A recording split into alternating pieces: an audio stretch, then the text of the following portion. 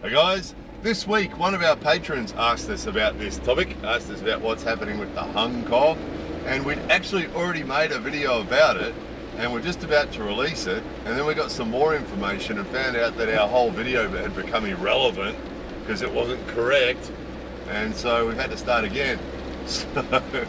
So here it is. So we showed you Hanko years ago, maybe 10 years ago. We made a video explaining Hanko and showing you Hanko. Since then, there's been other videos that we showed you a vending machine once that you could order your Hanko from a vending machine and it would make it for you, which is pretty amazing. So those of you who missed all those videos, the Hanko is a stamp, an individual stamp. Some are registered and some are not registered. So you can just go to a shop, a bookstore or a department store or something like that, and you can just buy an off-the-shelf Hanko, which is just a stamp that you can use to put your name on things or to put your mark on things. It doesn't usually include your name. Sometimes it does, but often it's just a unique design or a unique pattern. And sometimes they're just used for things like in a company that different people might use them to put their mark on a memo or things like that. And then we have our official Hanko, which is the Hanko that we use for important stuff, important documents, and that's registered at City Hall. So that means every adult in Japan, and some kids probably, have a Hanko that's registered at City Hall on a piece of paper. So there's a piece of paper for everybody. So the idea is that Hanko's registered, and then you actually have a little card, like a credit card thing, that goes with it that has a registered number on it as well. And so when you're doing something serious, like signing a contract for a house or some sort of official government document or some paperwork for a driver's license or anything like that, usually you will have a Hanko. So depending on what it was, often non-Japanese people were given exemptions and were allowed to sign for things and things like that. So yeah, the Hanko's always been a big part of Japanese life for a long time. So it's always been a bit of a pain and a bit of a waste of time, and you're faffing around stamping things. And when you do something serious like buy a house, usually you've got a Hanko every page. And so you're sitting there with your little ink pad and stamping every page with your Hanko, you know. And so there has been talk over the years about Hanko, but as we've talked about before, things in Japan happen really slowly, usually.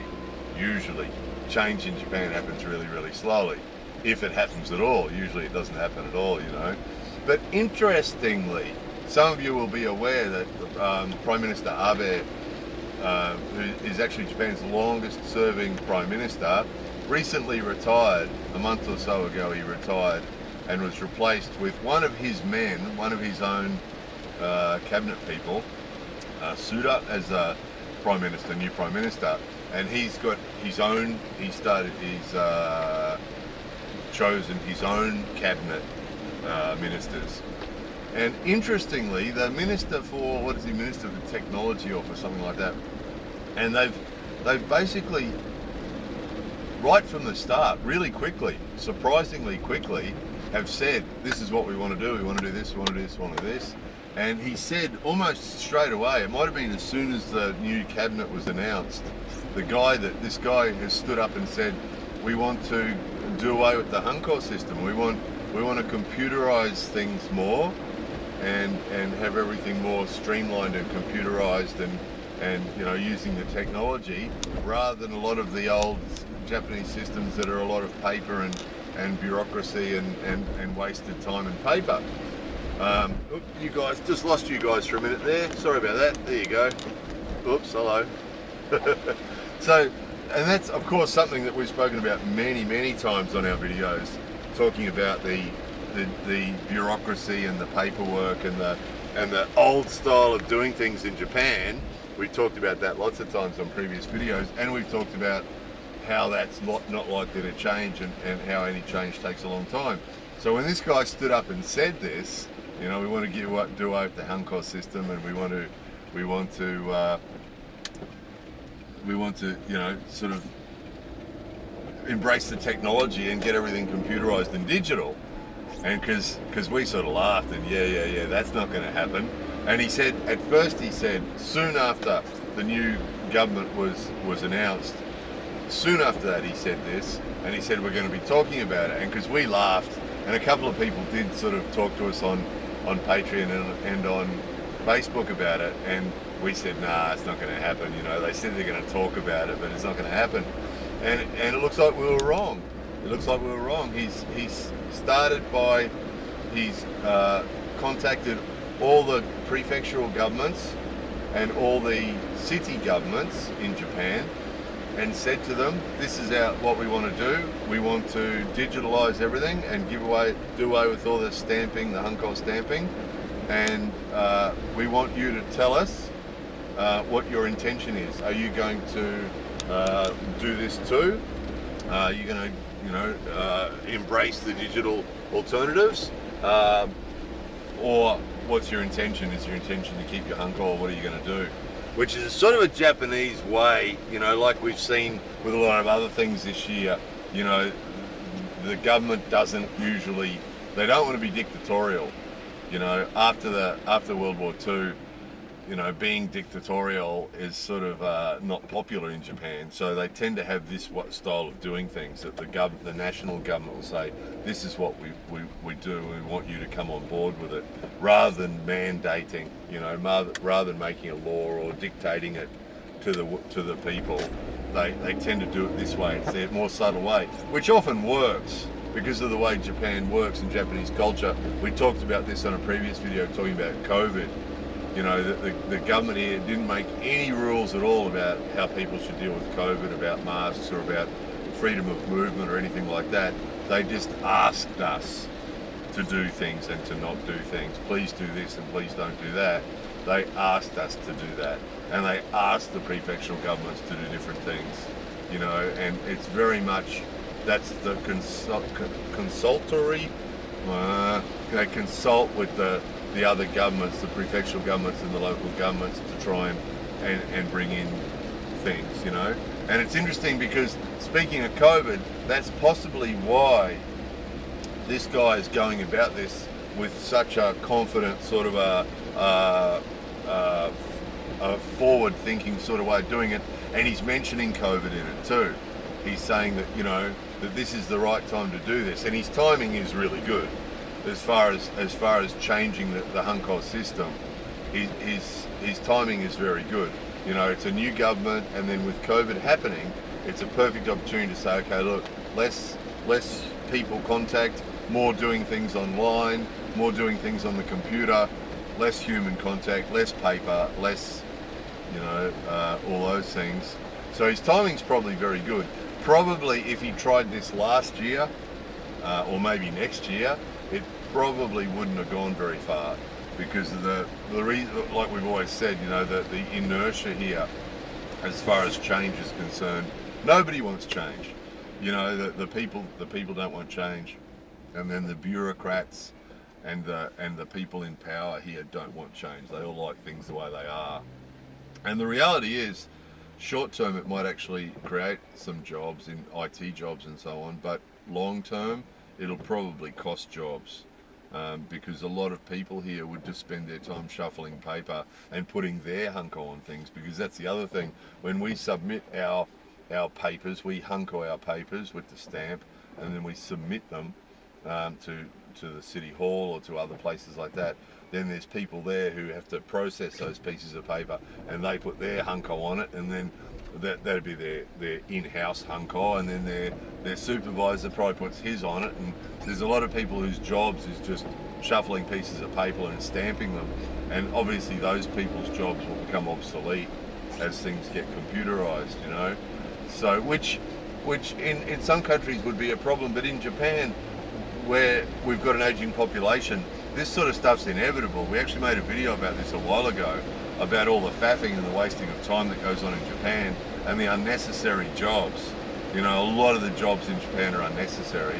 A lot of the people in Japan that talk about working hard and hard weeks and so on, a lot of what they do is totally unnecessary. It's just a fact.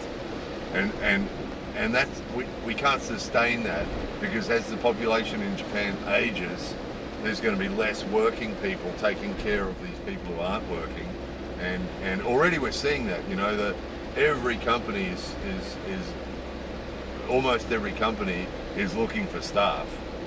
You know, there's not a shop or a restaurant or a bar or anywhere that you go to that doesn't have a sign on the door wanting part-time staff. You know, and on the internet too, you look at company websites on the internet, they always have a page for staff because they're looking for staff, and that's becoming an issue, and it'll become more of an issue as time goes on, which means getting rid of pointless jobs like shuffling pieces of paper, you know, is a smart thing, because, you know, they're the jobs that should go first, the unnecessary jobs. Replacing, you know, 12 people with a computerized system is obviously a smart thing to do, because the city halls and things are just crazy. You know, we've talked about this so many times before. You go to a city hall here and it's just nuts. Usually the service is pretty good. Usually they look after you well, but the faffing and the paperwork is just ridiculous usually. And they go off to huge filing cabinets, you know, to find your piece of paper. When you come here to go to City Hall to submit some paper, they go off to a room and search through huge filing cabinets to find the piece of paper with your name on it, you know.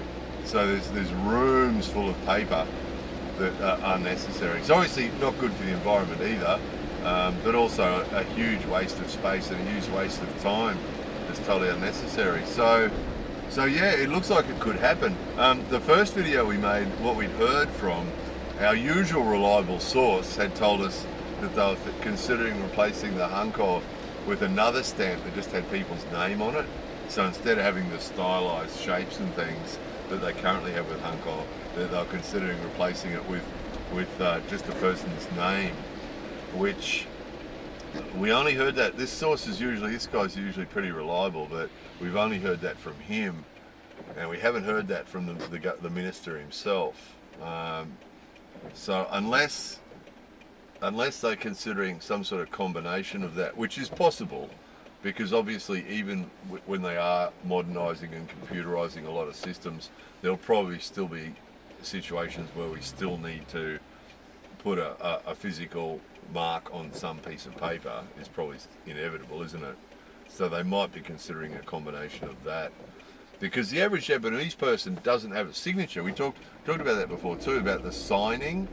In Japan, if they ask you to sign something, they don't want you to scroll your cursive writing version of your name on something. What they really were asking you to do is to print your name. That's really what they want.